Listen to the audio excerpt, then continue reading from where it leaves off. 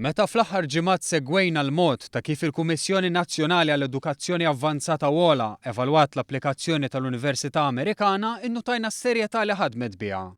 Iżda 3 snin ilu s-sitwazzjoni tal-Kummissjoni kienet differenti ferm minn kif inillum. Dikjarazzjoni qiebsa dwar dan għamilha l-ex-chairman Martin Scicluna. It was a mess, quite honestly, and we have had to build it up over the last 3 years into the organisation which you see today. F'dan il-perjodu l-Kummissjoni kienet kruċjali biex appoġġjat il-viżjoni tal-Gvern li jrid pluralizmu fl-edukazzjoni. Dan fil-waqt li żammet għolja l-livelli edukattivi meta akkreditata għal pajjiżna universitajiet ta' fama mondjali. Fosthom il-Barts and the London School of Medicine and Dentistry, European Graduate School u Middlesex University.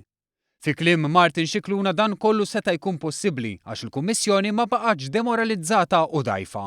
Well, when we took over 3 years ago, it was in a very demoralized state. It was under-resourced. It was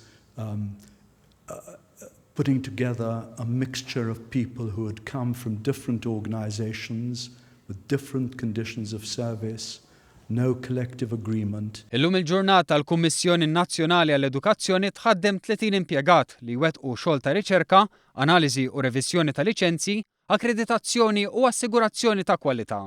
Issa qed topera minn sit ġdid ukoll biex regolatur importanti fil-qasam edukattiv ingħata sisin sodi biex jaħdem.